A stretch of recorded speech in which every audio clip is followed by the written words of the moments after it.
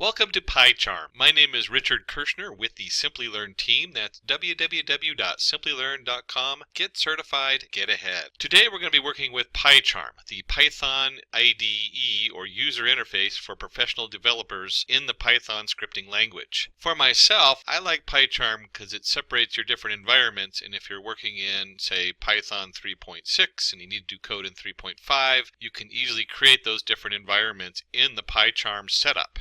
It also has a number of wonderful tools to help you do your different projects and to help you with your coding. We'll start from their website, www.jetbrains.com/PyCharm. JetBrains is a company behind the PyCharm development, even though PyCharm is open source. On this page, you'll see if you come to their main page, and you can just do a search. If you search PyCharm, you'll find this as the top result. You'll see download now, and it says full-fledged professional or free community version. So if we go on the download now button, you'll see where you have the two choices. Unless you're doing a lot of sharing and web development where you're interfacing up into the web, you really don't need to pay for the professional version. If it's your first time in, start with the community version, and then as a company, if you need the professional version, you can upgrade. So we'll go down here where it says community, we'll go ahead and click on the download, and then open and run that just like you do any other install onto your computer. And once you installed it, you'll see this icon on your desktop, the PC for PyCharm icon. I have it in my quick start. I'll go ahead and click on that there and let it open up, and you'll see the PyCharm opening up in the community version 2018.3. Now it'll load up whatever the last project you worked on automatically, and then you can see here where it comes up and has tips, so you can go through some of the tips and see some of the cool tricks you can do. You should also notice on yours that the fonts and everything are a little bit smaller. I intentionally enlarged mine for doing the demos and tutorials, and you can easily position your workspace, which I'm working here in scratch3.py file. That just happens to be the last one I was doing. By default, name them Scratch whenever you start a new file, and you can of course rename them. And you will see on this page there's there's a number of major areas. They have on the left, you have tabs that you can go between, turns on and off things here. Here's our project we're working on, so I can make it disappear if I don't want to have this page open. You'll see on the top we have our standard file edit view, navigate in your different toolbar pull downs, your major icons. In this case, if you hover over it, of course it'll tell you that it has open, save. You can synchronize this with if you're working on larger projects and you have the professional version. Generally you won't use this unless you're in the professional version. You also have like your back or undo. You'll see here where I have Scratch, that's the one I'm working on. This tells it what it's running, so if I have multiple files I'm flipping between, I can easily run the different ones, or I can edit the configuration from here also. And then we just have our simple run button. You'll see if I hover over it, it also is Shift F10. We have a debug, it looks like a little bug, which is kind of cool. And we have our settings. And we usually start with the settings. We can get to settings here through the wrench. You can also go under File, and you'll see down here also Settings. And when we go under Settings, we have Appearance. This is all your setup you'll want to get into. This is where I change the font so it's nice and large. You can see I'm using size 24 font. Normally you only need it at 12 for most of your work. And there's a lot of other settings in here you can change as far as the look and feel of your project you're working on in your interface, how you want it to look.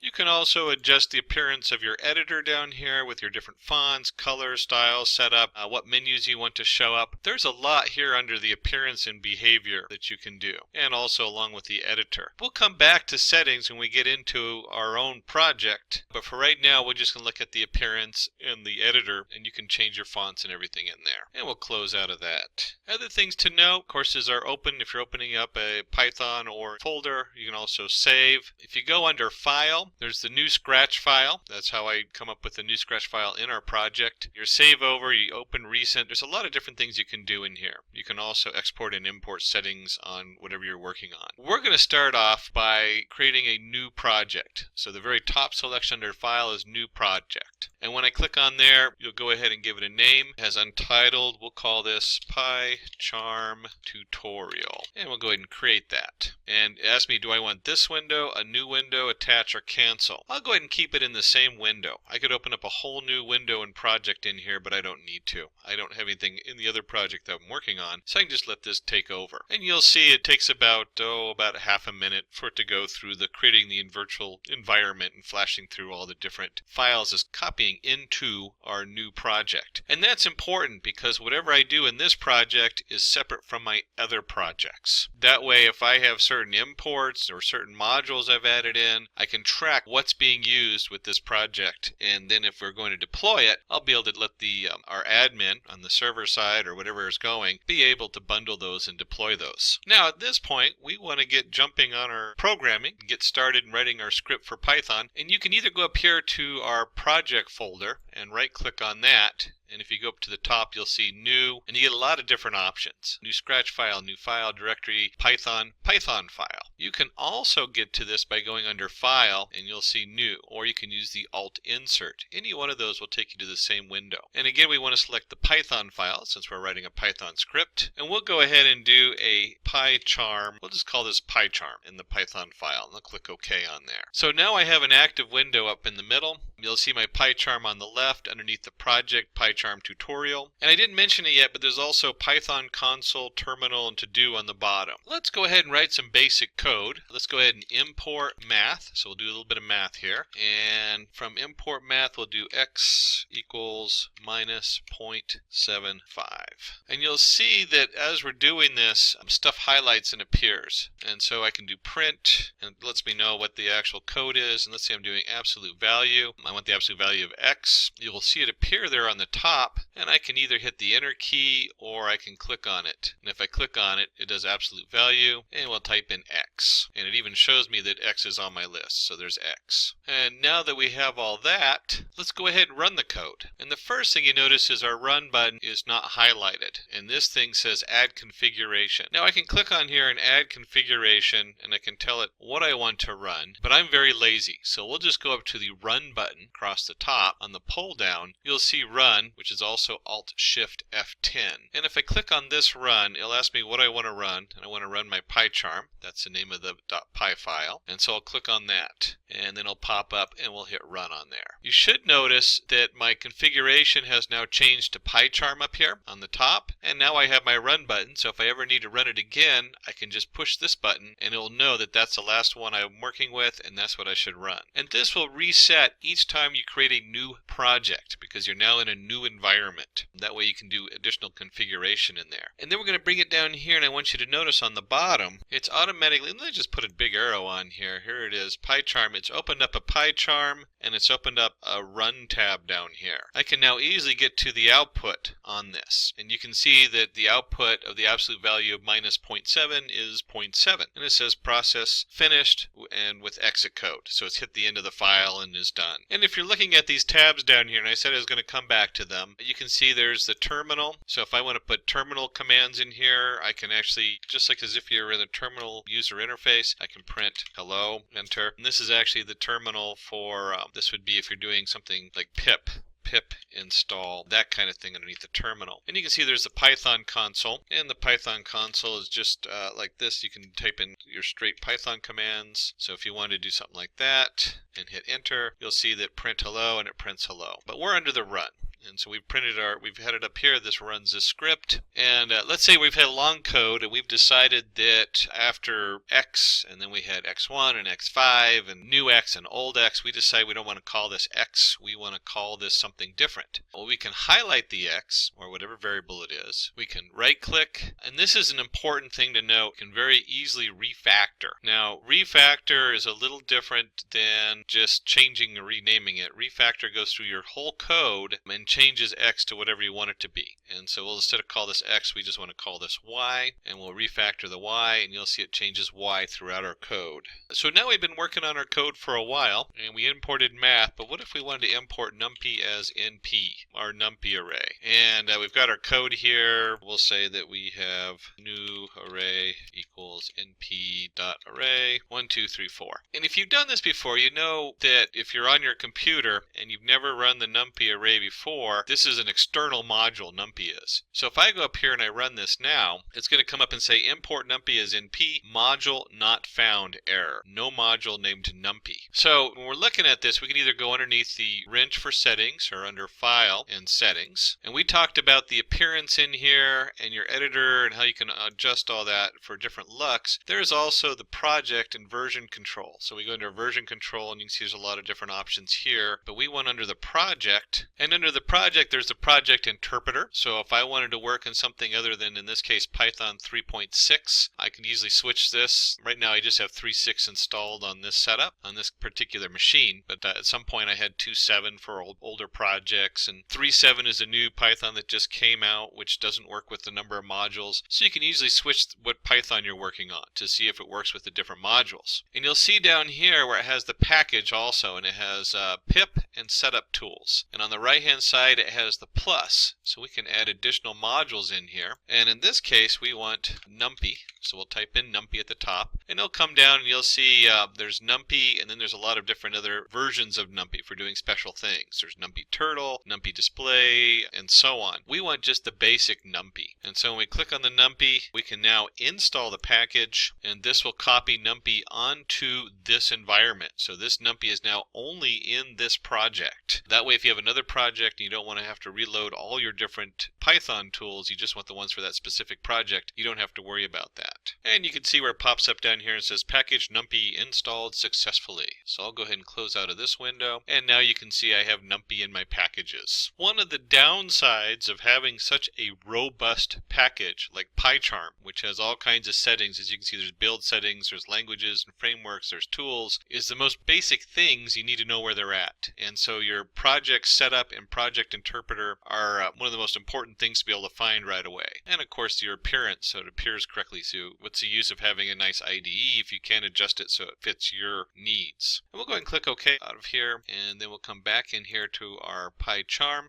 and we'll go back up here and hit the run, and you'll see now process finished and we don't have an error. Now if I'm done, I can always go up here to File, I can close the project, and then we can go back up here and we can go to Open Project, or I can just exit out and go back into the software. And then we can always go under and open a file. We can either click on the icon or File and Open, and then browse for a file. Let's say I'm an overachiever, so I want to open up another project I'm working on, or just did, and I have the option of opening this up in a new window. So I can replace my PyCharm tutorial with my OOP, Object-Oriented Programming, or I can open it up in a new window. And this is nice because now I have the two windows, and if I'm working on, in this case, you'll see classes, I can now flip between the two screens and I have two separate interfaces that I'm going through. And we'll go ahead and close this one out. And then we already talked a little bit about the configuration. I can edit these configurations. We can save the config, but let's go ahead and edit the configurations. And you can see in here it opens up our PyCharm setup. And we also looked at how to get through this through settings. This is just a quick way to get to it. It's just on here with your configuration setup. And you can see here it's running the PyCharm.py. That's the script we've chosen. That's the name of this particular folder, or this particular file, PyCharm.py. And you'll also see you can change your Python interpreter here. It's same as we did on these settings. And we have the 3.7, there's my 3.6 environment, 3.6 RE. So I have a lot of different options as far as which environment to choose from. And we already talked about a number of ways to run it. You can go under Run and run it from up here. There's our Run. You can click on the Run key. If you hold your key over there, you'll see that you can also run it using Shift F10. That will run it. And another option is you can right click on this space and also go down here to run. It's always good to have your code actually do something. So we'll come down here and do print new array, and we can run it this way. And you'll see down here it prints our 1, 2, 3, 4. And let's also do a print goodbye, print hello. And one of the nice things you can do with PyCharm is we can then, on this left spot here, click, and it'll add a red dot, which is a breakpoint. And this time, instead of running it, we can go through either under the Run, you'll see Debug Charm. You'll see this little bug here. We can right-click it and find our picture of the bug down here and debug. If you hold your mouse over it, you'll see Shift F9. So when we run this, it'll come through and it will go ahead and it just stops here at our breakpoint. And then we end up with our variables showing what they are, the modules in PyCharm, and you get a lot of information. And so it's loaded the new array. We now have the new array in here. And if I push F8, that will continue to run. You can also, if you hover your mouse over here, you'll see the debugger. You can also stop PyCharm where it's at. So if we hit the bugger again, it'll continue. Stop and rerun, cancel. If we go under Run, you'll see debug. also here set up the stop PyCharm. But the key is F8. And when I do F8, it goes down to the next one. So it's going to print hello. And then I hit F8 again and hit F8 again to get to the end of the program. And let's go ahead and write a short script up here. We're going to create like a small matrix. It's a simple list of lists. And we'll do an input so we can get some values into it. We'll say, let's do enter X and Y. And then if we're going to have an enter, we should have X and Y. And this will be an array. We'll do integer X or X in string split, comma. So what this does is we're going to generate an X and Y variable here. So if I run this, it'll prompt me down here in our input, and it's looking for like 3, 4. Now, if I run this with something that's not an integer, because we have an integer, we're going to convert each of those to an integer. So if I put in A, B, it'll give me a value error because it doesn't know what to do with A, B. Then let's go ahead and create a list, and we'll have our list equals, call it list, and then we'll have, let's see, 0 for column in range Y. Now, if you remember from range, that's 0 up to, but not including the Y value. So if you enter in 3, that's 0, 1, 2. We're going to assign a 0 for each one of those, but we also want to do that for row in range X. And so what we can do here is we'll do, so right now if we run this and we just print list, which you can do, we'll run that, enter X and Y, we'll go ahead and do 3, 3, and you'll see it creates a list of 0, 0, 0, 0, 0, 0, 0, 0, 0. So we want to go ahead and change that. We'll do for row in range X, and there's so many ways to do this. We could have just as easily done for value in, but we'll do it this way, for column in range of Y, and we're going to set our list of row and column equal to some other value. And we'll just do row times column. So we should end up with a row, we'll have like a 0 times 0, 0 times 1, 0 times 2, 1 times 1, 1 times 2. And we can do a print like we did before. That's one option. So we can just print list, and we'll go ahead and run that. Let me resize this window so you can see a little better what's going on down below. And we'll stick to our 3, 3, and you'll see that we end up with 0, 0, 0, 0, 1, 2, 0, 2, 4, just multiplying them. That can be really hard to read, and so a lot of times in my own code I'll do something like this. I'll put when I'm troubleshooting things, I might reformat it, do the same kind of row and column thing for column in range of Y, and then we'll just simply print, in this case, list of row of column. And if you run this, this will come out. Let me just go ahead and run this. There we go. We'll enter in, let's do 3, 3, and you'll see that it puts out each value coming down, 0, 0, 0, and so on. These could be very complicated values. It might not just be a number. Another trick we can do, this I find myself doing regularly also, is instead of doing each individual, maybe I need to look at the row to figure out what's going on with my rows. And you can see here if I type in 3, 3, I'll end up with each row coming across. And this is just simple manipulation of a basic list with sublists. That's all that is. Now, one of the, especially in the data science realm, one of the most important things to start doing is to plot what you're looking at. I don't know how many times this has saved me. I'll be working on a project and something just won't look quite right on my data and my predictions. And then I plot it and I go, oh wow, that is just too perfect of a fit. And I look back at my data and I say, well, it's because I'm fitting the answer to the answer. That sounds very odd, but it does happen. You would be amazed when you get into some of the deep coding what you can do with your predictions in your scikit. So in this case, we're just going to do a simple plot, and the simple plot is in the format of X or X, Y. So these are all our X values. And we'll do 1, 2, 3, 4. And these are our Y values. 1, 2, 3, 4. What's important to note here is, one, we're importing the matplot library, .pyplot as PLT.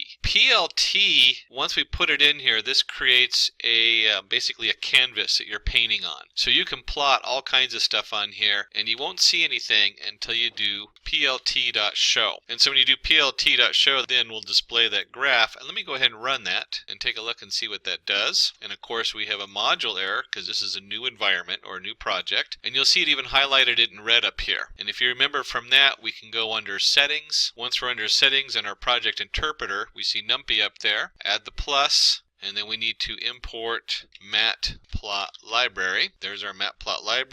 We go ahead and install this package, which takes it just a moment. And once it's done, it appears on the bottom and says package properly installed. Or what it actually says is installed successfully. Once you have that, we can close out of here. We can close out of our settings. You can either click OK on the bottom or you exit out. Either one is fine. And now if we go ahead and run this, and we'll start it over again since I had an error, PyCharm, it'll pop up with a nice figure, and you can see our plot there, 11223344. And when you are working with the PyPlot library, remember that you're sending, this works really good with numpy because you can reshape it, because a lot of times you'll end up with your data 1, 1, 2, 3, and you have to reformat it to 1, 2, 3, 4, your X and your Y plots. And if we're going to do numpy and matplotlib, the next one is to import pandas as PD, so you have a nice data frame in PyCharm. Again, it's highlighted in red, so we need to go up here underneath our setup, our project interpreter, and up to the plus sign on the right, and let's go ahead and install pandas. And here's our pandas right at the top, so we'll go ahead and install that package, and then you have to wait just a moment for the package successfully installed.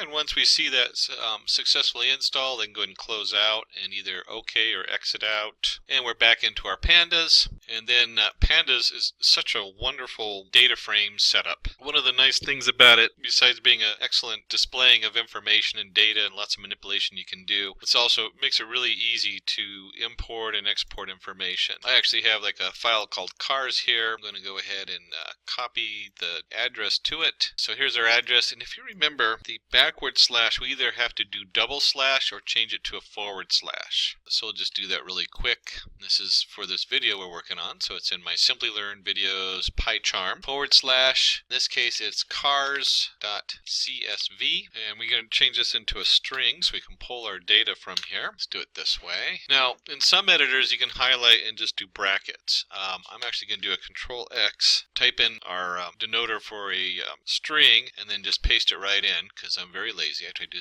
as few clicks as I can. I will set path equal to this, ends in the cars.csv because that's the file. And once we have that, we can go ahead and df.pd.read _CSV.